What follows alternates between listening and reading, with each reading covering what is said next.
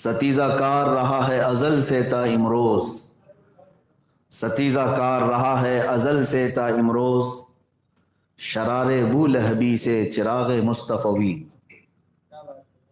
میرے عزیزو، جب سے دنیا وجود میں آئی، اللہ عز و جل نے انسانوں کی نسل کو یہاں پر آباد فرمایا، اس وقت سے لے کر دو جماعتیں ہمیشہ اس زمین پر رہی، ایک حق جماعت اور ایک باطل جماعت، اور ان دونوں جماعتوں میں ٹکراؤ بھی ہوتا رہا، ہمیشہ ٹکراؤ ہوتا رہا۔ ظاہر سی بات ہے، دن اور رات مل نہیں سکتے، سفید اور کالا ایک نہیں ہو سکتے، اسی طرح حق اور باطل دونوں ایک نہیں ہو سکتے۔ اور اقبال نے جو کہا ستیزہ کار رہا ہے ازل سے تا امروز، جس کا مطلب یہی ہے کہ لڑتا رہا ہے، معرکے کرتا رہا ہے حق اور باطل، کب سے؟ ازل سے لے کر آج تک دو چیزیں لڑتی رہی ہیں، شرار ابو لہبی سے چراغ مصطفی۔ ابو لہب کی شرارتیں ایک طرف، مصطفیٰ کریم صلی اللہ علیہ وسلم کی محبت کی روشنی ایک طرف۔ میرے عزیزو، اللہ عز و جل نے قرآن میں یہ فرمایا وَقُلْ جَاءَ الْحَقُّ وَزَهَقَ الْبَاطِلُ۔ اے محبوب آپ فرما دیں حق آ گیا اور باطل مٹ گیا۔ اِنَّ الْبَاطِلَ كَانَ زَهُوقًا، بے شک باطل کو تو مٹنا ہی تھا۔ ٹکراؤ تو ہوتا رہے گا، مقابلہ ہوتا رہے گا، لیکن ایک بات یاد رکھیں، تھوڑی دیر کے لیے، تھوڑے دنوں کے لیے حق کو ستایا جا سکتا ہے، پریشان کیا جا سکتا ہے، لیکن حق کو ختم کبھی نہیں کیا جا سکتا۔ اور آیتیں اگر میں آپ کے سامنے تلاوت کروں، رب تعالیٰ ارشاد فرماتا ہے یریدون لیطفئوا نور اللہ بافواہہم، لوگ یہ چاہتے ہیں کہ اپنے منہ کے پھونک سے اللہ کے چراغ کو بجھا دیں۔ اللہ کا چراغ یہ دین اسلام ہے، مصطفیٰ کریم صلی اللہ علیہ وسلم کی ذات ہے، اور اللہ تعالیٰ فرماتا ہے واللہ متم نورہ، اللہ تو اپنے نور کو مکمل کر کے رہے گا۔ کسی کے منہ کے پھونک سے بجھایا جانے والا یہ چراغ نہیں ہے۔ ہاں، اہل حق ہمیشہ ان تمام باتوں سے پریشان تو ہوتے رہے ہیں، لیکن کبھی بھی ختم نہیں ہوئے۔ اس روئے زمین پر اہل حق ہمیشہ رہے اور قیامت تک رہیں گے۔ باطل اپنی پوری طاقتوں کے ساتھ آتا ہے، قوت جمع کرتا ہے اور ٹکراتا بھی ہے۔ بظاہر لوگوں کو ایسا لگتا بھی ہے کہ اب یہ حق جماعت ہمیشہ کے لیے ختم ہو جائے گی، لیکن ایسا کبھی نہیں ہوتا، ایسا کبھی نہیں ہوتا۔ اس کے پیچھے کیا راز ہے میرے عزیزو؟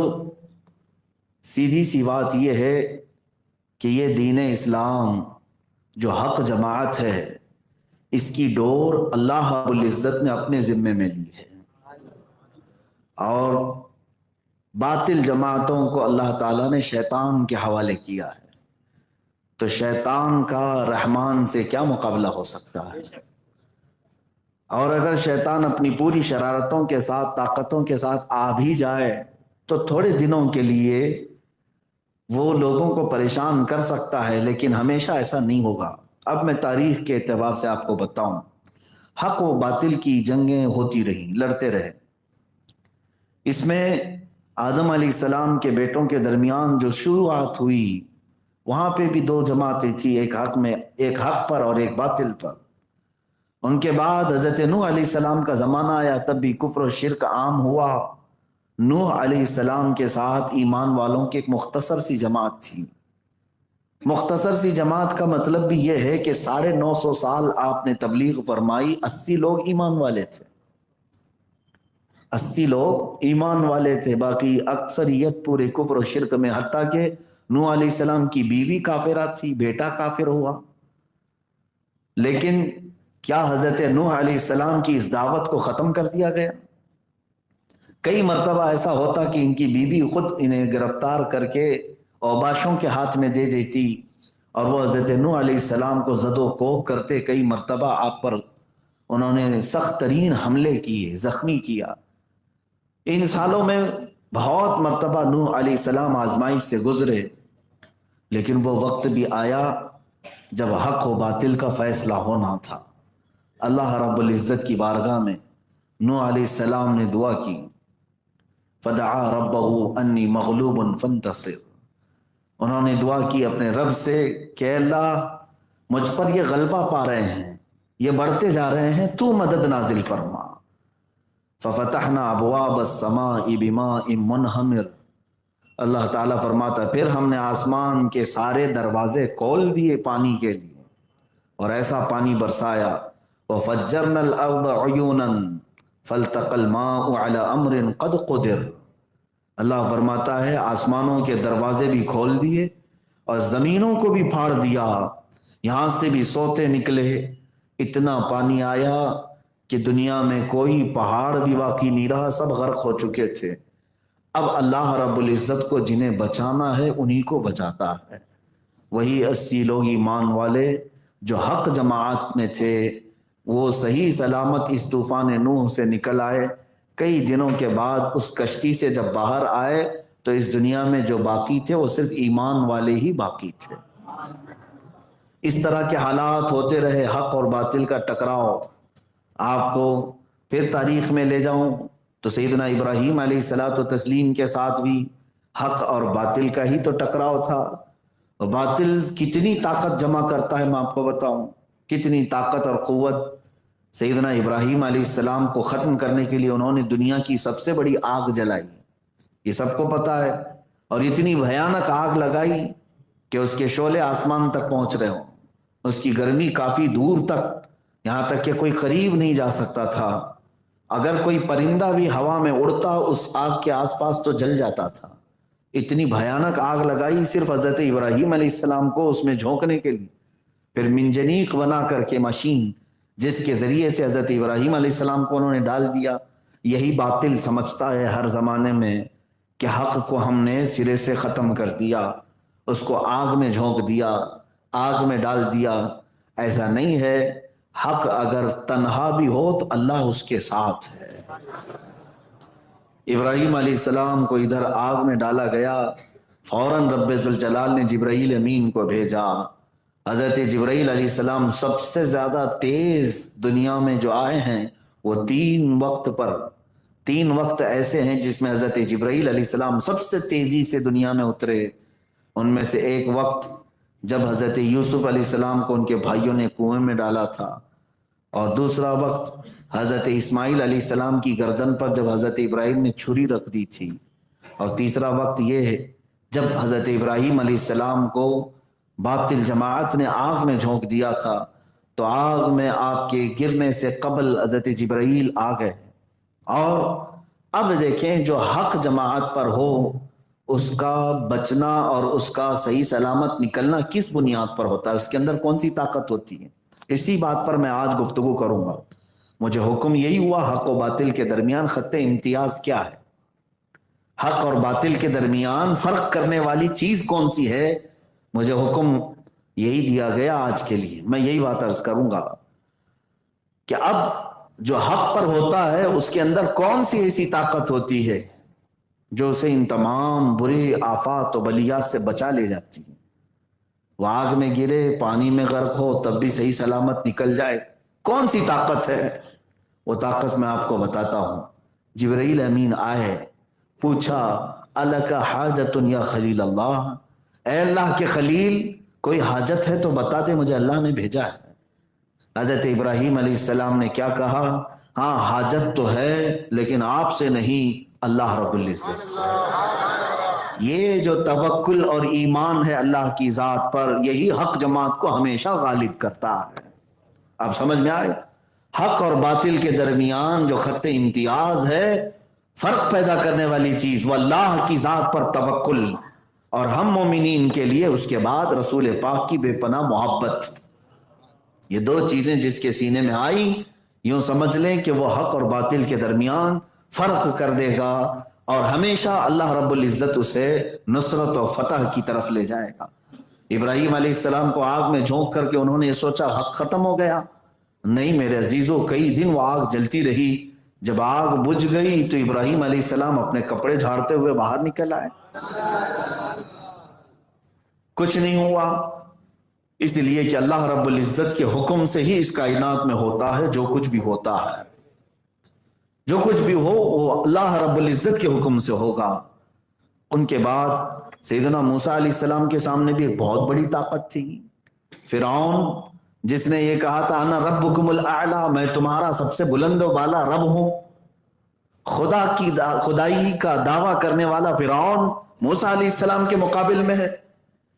اس فرعون کی طاقت کا حال یہ تھا کہ وہ 1000 لوگوں سے تنہا لڑ سکتا تھا، اس کی عمر 100 سال کی ہوئی تب تک کوئی بیماری اس کو نہیں آئی، تو یہ تمام چیزیں اسے غرور پیدا کر چکی تھی کہ میں کبھی بیمار نہیں ہوتا، اور طاقت میں سب سے زیادہ، جسے چاہتا مارتا تھا، جسے چاہتا چھوڑتا تھا۔ تو اس غلبہ غرور میں اس نے خدائی کا دعویٰ بھی کیا۔ طاقت و قوت کا حال یہ تھا کہ لاکھوں فوج اس کو سجدہ کرتی تھی، پوری کی پوری جہاں جہاں دنیا میں لوگ بستے ہیں تقریباً اس کے فرمان بردار لوگ ہو چکے تھے۔ اب آپ اندازہ کریں اتنی بڑی طاقت و قوت کے سامنے اللہ رب العزت نے موسیٰ کلیم اللہ علیہ الصلوۃ والتسلیم کو میدان میں اتارا۔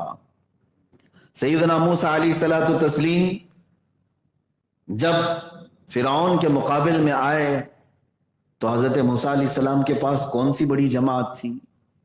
نہیں میرے عزیزو، چند مومنین کی جماعت تھی، اور وہ بھی بنی اسرائیل، ڈرتے بھی زیادہ تھے، ڈر ان کے اندر بہت زیادہ تھا۔ حضرت موسیٰ علیہ الصلوۃ والتسلیم کئی مقابلے ہوئے جادو کے ذریعے سے، معجزے حضرت موسیٰ علیہ السلام نے دکھائے۔ آخر میں وہ وقت بھی آیا جب فرعون نے اپنی پوری لشکر کے ساتھ موسیٰ علیہ السلام کو ختم کرنے کے ناپاک ارادے سے نکلا، اور تقریباً 1 لاکھ سے زیادہ کی فوج لے کر موسیٰ علیہ السلام کے ساتھ 40 یا 70 لوگ تھے، ان کے پیچھے 1 لاکھ کی فوج نکلی ہے۔ یہ بات ہمیشہ یاد رکھیں، حق اور باطل میں فرق یہی ہوتا ہے کہ حق جماعت کوانٹیٹی پر نہیں کوالٹی پر ہوتی ہے، اور باطل جماعت پوری تعداد سے بھرپور، لیکن ہمیشہ حق جماعت نے انہیں دھول چٹایا ہے۔ ہر زمانے میں یہ ہوتا رہا ہے۔ کبھی کبھار اللہ رب العزت نے اس جماعت کو اگر شکست دیا ہے تو وہ بھی کسی نہ کسی حکمت کی وجہ سے، کسی نہ کسی مصلحت کی بنیاد پر۔ حضرت موسیٰ علیہ السلام کا پیچھا کیا، ایک جگہ ایسی آ گئی کہ سامنے سمندر ہے اور پیچھے فرعون کا لشکر ہے، 1 لاکھ کی فوج اس کے ساتھ، اور ادھر بڑا سمندر، بیچ میں تنہا ہے موسیٰ علیہ السلام۔ اب اس حق جماعت کو کون بچاتا ہے؟ کون اس حق اور باطل کے درمیان فیصلہ فرماتا ہے؟ تب بھی موسیٰ کلیم اللہ علیہ الصلوۃ والتسلیم جس خاص صفت سے نوازے گئے تھے، وہ تو صفت ہے اللہ کی ذات پر توکل۔ 40 اور 70 کے قریب مومنین کو لے کر نہ گھبرانا، کس سے؟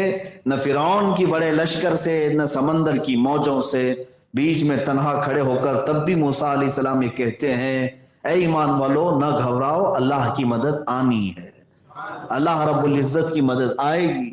اور پھر رب تبارک و تعالیٰ کی مدد آئی۔ موسیٰ علیہ السلام کو حکم ہوا آپ اپنا عصا سمندر پر ماریں۔ آپ نے سمندر پر عصا مارا تو 12 راستے نکل آئے۔ آپ ان راستوں پر چلتے ہوئے دوسرے جانب نکل گئے۔ فرعون اور اس کے لشکریوں نے دیکھا کہ ہم بھی اسی طرح سے نکل جائیں گے، یہ سوکھے راستے ہیں۔ فرعون نے اپنے لشکریوں کو ان راستوں پر ڈالا تو اللہ تعالیٰ فرماتا ہے فَغَشِيَهُم مِّنَ الْيَمِّ مَا غَشِيَهُم، تو اللہ نے حکم فرمایا سمندر کو جیسا تھا ویسے ہی ہو جا اپنی موجوں کے ساتھ، تو سمندر نے انہیں ایسا ڈھانک لیا کہ کوئی انہیں دیکھ نہ سکا۔ فرعون کا غرور، اس کا تکبر، اس کا گھمنڈ اور طاقت ہمیشہ کے لیے اس پانی کے نیچے دب گیا، ختم ہو گیا۔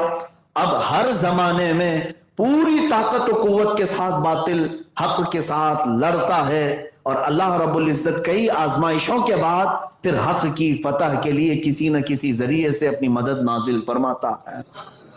میرے عزیزو، میں چند مثالوں کے بعد اب عرض کروں گا ہمارے زمانے میں حق اور باطل کا ٹکراؤ کیسے ہے اور خط امتیاز کیا چیز ہو سکتی ہے، تاریخ کے جھروکوں سے میں آپ کے سامنے بات رکھ رہا ہوں.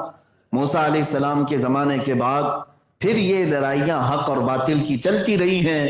وہ زمانہ بھی آیا جب مکہ مکرمہ میں حضرت عبد المطلب خانہ کعبہ کے متولی تھے، خانہ کعبہ کے وہ ذمہ دار تھے. اس زمانے کی بات جب رسول پاک صلی اللہ تعالیٰ علیہ وسلم کا ورود مسعود ابھی مکہ مکرمہ میں نہیں ہوا تھا، آپ کی ولادت پاک ابھی نہیں ہوئی تھی. اس زمانے میں ہوا یہ تھا کہ ایک یمن کا بادشاہ ابرہا، جس کو یہ حسد ہو گیا اللہ کے گھر سے. خانہ کعبہ کے پاس لوگ دور دراز سے آتے ہیں، طواف کرتے ہیں. یہ ہر زمانے میں ہوتا رہا، ایسا نہیں کہ اسی زمانے میں. آدم علیہ السلام سے خانہ کعبہ کا طواف چل رہا ہے ہر زمانے میں، سارے انبیاء کرام بھی وہاں پہنچتے رہے. تو ابرہا نے یہ کہا کیوں نہ میں یمن میں اس سے بہتر کعبہ بنا لوں. وہ جا کر کے یمن میں بہت خوبصورت اچھی عمارت بنایا اور اس کو کعبے کا نام دیا، اور اس نے لوگوں کو بلایا کہ اب مکہ والے کعبہ میں جانے کی بجائے یمن والے کعبے میں آؤ. حسد کی بنیاد پر اس نے ایک دوسرا کعبہ بنا ڈالا. میرے عزیزو، آج یہی حق و باطل کے درمیان خط امتیاز ہے. میں چیلنج کرتا ہوں، خانہ کعبہ کی جو عمارت ہے نا، وہ جتنی عمارت ہے آج آپ جا کر کے دیکھیں، مشکل سے یہاں پر 40x60 کا ایک جگہ ہو اور اس پر کوئی بلڈنگ بنا ہے. میرے اندازے کے مطابق ہمارے ہاں بلڈنگ بنانے میں جتنا خرچہ آتا ہے اس سے بھی کم خرچہ آئے گا ایک 4 کونے والی عمارت بنانے میں. بس خانہ کعبہ میں کیا بنانا ہے؟ کوئی روم نہیں بنانا ہے، کوئی بالکنی نہیں بنانا ہے، چوکور ایک عمارت بنانی ہے. تو پھر ان سب سے ہم کہتے ہیں تم بھی ٹرائی کر کے دیکھ، کیوں نہیں لیتے؟ ویسی ہی 4 کونے والی ایک عمارت بنا دیتے. چند لاکھ روپے ہی کا تو خرچہ ہے، لیکن کوئی بنا نہیں سکا. میرے عزیزو، حق و باطل کے درمیان خط امتیاز یہی ہے، بلڈنگیں ویسی لاکھوں بنائی جا سکتی ہیں، لیکن لوگوں کے دلوں کو کون اس طرف کھینچ سکتا ہے؟ کشش کہاں سے لا سکیں گے ہم؟ جو خانہ کعبہ کے اندر ہے وہ ہر ایک عمارت کے اندر نہیں آ سکتی. ابرہا نے بنا تو لیا یمن میں، اور لوگوں کو دعوت بھی دی پیسے دے کر کے. کھانے پر بہت سارے لوگ گئے، مکہ کا ایک شخص بھی وہاں گیا. ظاہر سی بات ہے قریش اور مکہ والے خانہ کعبہ سے بے انتہا محبت کرتے رہے ہر زمانے میں. اس کے لیے انہوں نے جانیں بھی نچھاور کر دی. اس شخص کو اتنی تکلیف ہوئی یہ سن کر کے کہ مکہ کے علاوہ دوسری جگہ کعبہ کیسے ہو سکتا ہے. ابرہا کے اس کعبے کو دیکھنے کے لیے وہ گیا، چاروں طرف سے دیکھ کر کے اس کے بنائے ہوئے کعبے کے سامنے کھڑے ہو کر پیشاب کیا اور کہا ابرہا تیرے بنائی ہوئی اس عمارت کی یہی حیثیت ہے کہ مکہ والا آ کر کے یہاں تیرے سامنے پیشاب کر کے جاتا ہے. اس نے اس کی توہین کی. اس کی توہین ایسی، بادشاہ نے اسے ختم بھی کیا. اور عمارت کی جب کہ کوئی پیشاب کر کے جائے تو پھر بچا کیا اس کا؟ بادشاہ اتنے غصے میں آیا کہ مکہ والا ایک شخص آ کر کے میرے بنائی ہوئی عمارت کے سامنے پیشاب کر کے چلا گیا، جس کو میں دنیا کی سب سے مقدس عمارت بنا رہا تھا. تو اس غصے کے مارے وہ ایک ہاتھیوں کا لشکر لے کر اس خانہ کعبہ کو ڈھانے کے لیے آیا کہ اب اس کعبہ کو میں نہیں چھوڑوں گا جو مکہ والوں کے بیچ میں ہے. انہیں اس بدبخت کو یہ نہیں معلوم تھا کہ یہ کعبہ مکہ والوں کی تحویل میں نہیں ہے، یہ خانہ کعبہ براہ راست اللہ رب العزت کی حفاظت میں ہے. وہ آیا تو صحیح، بہت بڑے ہاتھیوں کا لشکر لے کر کے آیا. مینا کی سرزمین کے پاس اس نے پڑاؤ ڈالا. وہاں سے پلاننگ کرتے ہوئے پہلے پورے مکہ کے جو بڑے بڑے لوگ تھے ان کا مال لوٹ لیا. ظلم کے ذریعے سے پہلے مال لوٹا. ہر زمانے میں باطل قوتیں یہی کرتی ہیں، پہلے ان کو اکنومیکل پوری طور پر کنگال کر دیا جائے، ان کے پاس کوئی چیز نہ رہے لڑنے کی، انہیں بنیادی چیزوں سے معذور کر دیا جائے. سپر پاور نام سے آج جو ملک پہچانے جاتے ہیں پوری دنیا میں، چاہے وہ امریکہ ہو یا رشیا ہو، ان کے اندر بھی اتنی ہمت نہیں ہوتی کسی کے ہاں ڈائریکٹ جانے کی اور حملہ کرنے کی، بلکہ عراق جیسے چھوٹے ملک کو 10 سال تک پابندی لگاتے ہیں کہ یہاں پر کوئی بھی دوائیاں پہنچنی نہ پائیں، کوئی ان کو بنیادی ضرورتیں پہنچنے نہ پائیں. جب یہ پوری طرح سے نڈھال ہو جائے تب جا کر کے حملہ کرتے ہیں. یہ باطل جماعت کا ہر زمانے میں شیوا رہا ہے، ہر زمانے میں یہی ان کی یہ پالیسی رہی ہے کہ مارنے سے پہلے ان کو پوری طرح سے کنگال کر دیا جائے. آج جن ملکوں پر یہ بین لگاتے ہیں، پابندیاں لگاتے ہیں، آگے چل کر کے انہیں لڑنا ہوتا ہے کہ ان کو پوری طور پر خالی کر کے پھر ان سے لڑا جائے۔ ابرہہ نے یہی کیا، مکہ والے جتنے مالدار تھے سب کا مال لوٹا، بڑے بڑے لوگوں کو قید کر لیا، جو بولنے والے لوگ ہیں، جو ابھارنے والے لوگ ہیں، انہیں قید کر دیا کہ مکہ میں کوئی بھی کھڑا نہ ہو سکے اس کے مقابل میں۔ اس وقت حضرت عبد المطلب کے بھی 100 اونٹ اس نے قبضے میں لے لیے تھے۔ سارے لوگ پریشان تھے مکہ والے، اور ابرہہ کسی سے بات تک نہیں کرتا تھا۔ حضرت عبد المطلب پورے مکہ کے سرداروں میں تھے، خانہ کعبہ کے متولی تھے۔ آپ نے کسی طرح سے اس کے ہاں پہنچ کر کے یہ اجازت حاصل کر لی کہ مجھے ابرہہ سے بات کرنی ہے۔ ابرہہ نے پوچھا کہ کیا بات کرنا ہے؟ حضرت عبد المطلب چونکہ پورے مکہ کے سردار تھے، اس نے یہی سوچا کہ یہ آئے ہوں گے مجھ سے منت سماجت کریں گے کہ جنگ نہ کرو، خانہ کعبہ کو نہ ڈھاؤ۔ اس نے اجازت دی اپنے پاس آنے کی۔ حضرت عبد المطلب نہایت ہی اپنے عزت و وقار کے ساتھ حاضر ہوئے اور کہا، میں آپ کے پاس آیا ہوں، میرے 100 اونٹ جو تو نے قبضہ کیے ہیں وہ مجھے واپس کر دے۔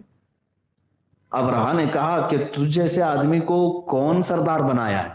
مکہ کے اور خانہ کعبہ کا سردار تجھے بنایا؟ میں کس لیے آیا ہوں تجھے پتا ہے؟ کہا ہاں مجھے پتا ہے، تو خانہ کعبہ کو ڈھانے کے لیے آیا، حملہ کرنے کے لیے آیا، مکہ کو تباہ و برباد کرنے کے لیے آیا ہے۔ تو پھر ابرہہ نے کہا، سردار تو ہے، تو پہلے یہ ریکویسٹ کرتا کہ مکہ پر حملہ نہ کریں، تو اپنے اونٹوں کی بات کرنے آیا۔ حضرت عبد المطلب نے فرمایا کہ ابرہہ، اونٹوں کا مالک میں ہوں، وہ میری ملکیت میں ہے، خانہ کعبہ کا مالک جو ہے وہ تجھے دیکھ لے گا۔ حق و باطل کے درمیان یہی خط امتیاز ہے، اللہ کی ذات پر توکل اور یقین آخر وقت تک۔ ابرہہ نے انہیں ان کے اونٹ واپس کیا اور واپس چلے گئے۔ اب جو حالات ہیں، جو روایات بتاتی ہیں، دوسرے دن اس نے اپنے ہاتھیوں کو دوڑایا، ہاتھی کسی صورت مکہ کی طرف جانے کو تیار نہیں، یہاں تک کہ زنجیروں میں باندھ کر کے ہاتھیوں کو کھینچا گیا، ان کو بھالے اور نیزے مارے گئے، ہاتھی ایک بھی ہاتھی خانہ کعبہ کی طرف جانے کو تیار نہیں، اور کسی بھی طرح سے حملہ کرنے کو کوئی ہاتھی کھڑا نہیں ہو رہا ہے، اور کسی نہ کسی طرح سے ہاتھیوں کو تیار کیا گیا، اور پھر جب خانہ کعبہ کی طرف بڑھایا گیا تب پھر اللہ رب العزت کی طرف سے وہ فیصلہ آیا جو حق و باطل کے درمیان فرق کر دیتا ہے۔ اللہ فرماتا ہے وَأَرْسَلَ عَلَيْهِمْ طَيْرًا أَبَابِيلَ، ہم نے ان پر ابابیل چڑیوں کو بھیجا، ترمیہم بحجارۃ من سجیل، وہ ان کو مارتی تھیں، کس طرح سے؟ ہلکے نوکیلے پتھروں سے ایسا مارتی تھیں، 3 کنکریاں ہر ابابیل نے ان پر گرائی، اور ایک کنکری جب کسی ہاتھی پر گرتی تو اس ہاتھی کا پیٹ پھٹ جاتا اور آگ لگ جاتی تھی۔ ان کنکریوں میں کیا طاقت تھی، کون سی قوت تھی؟ اور اس ابرہہ کی پوری فوج پر جہاں جہاں کنکریاں گری وہ اس طرح سے ہلاک ہوئے کہ قرآن کہتا ہے فَجَعَلَهُمْ كَعَصْفٍ مَأْكُولٍ، ان ابابیلوں نے انہیں کیا کر دیا؟ ایسے کر دیا جیسے کوئی مرغی کو کھا کر کے چھوڑا ہوا ہے، یعنی پورے پر چھیل لیے ہوں، گوشت کھا چکے ہوں۔ اس پوری فوج کا یہ حال تھا کہ ان کی ہاتھیوں کی ہڈیاں دکھنے لگ گئی اور ان کی کھوپڑیاں بکھر گئی۔ اللہ رب العزت نے چند ساعتوں میں اس پوری باطل جماعت کو تہس نہس فرمایا۔ یہ پورا سورہ الم تر کیف فعل ربک باصحاب الفیل، سورہ فیل پڑھیں آپ کو سمجھ میں آئے گا۔ وہ نکلا تھا حرم کعبہ کو ختم کرنے کے لیے، اور بظاہر اللہ رب العزت نے انسانوں کی جماعت سے ان کا مقابلہ نہیں کروایا، بلکہ ہلکی چھوٹی چڑیوں کو بھیج کر باطل کو ان کی اوقات یاد دلائی۔ میرے عزیزو، یہی چیز اللہ رب العزت کے قوانین میں اور اس کے دستور میں ہمیں نظر آتی ہے کہ جب جب حق اور باطل کا ٹکراؤ ہوتا رہا ہے، بسا اوقات اللہ بہت چھوٹی سی طاقتوں سے باطل کو ہمیشہ کے لیے ختم فرماتا ہے۔ وہ رب ذوالجلال ہے جو نمرود کو مچھر سے ہلاک فرماتا ہے، وہ رب ذوالجلال ہے جو فرعون کو پانی سے ہلاک کرتا ہے، وہ رب ذوالجلال ہے جو ابرہہ کو ہلکی ہلکی کنکریوں سے ابابیل سے ہلاک کرتا ہے، وہی رب ذوالجلال ہے جو ابو جہل کے غرور کو چھوٹے بچے معاذ اور معوذ سے ختم فرماتا ہے۔ حق اور باطل کے ٹکراؤ میں یہ اللہ رب العزت کا قانون بھی ہے کہ وہ باطل کو ان کی طاقت اور ان کی قوت کے اعتبار سے اتنی بڑی چیز سے مقابلہ نہیں کر پاتا. اللہ تعالیٰ بہت ہلکی چیزوں سے ان کا خاتمہ فرماتا ہے.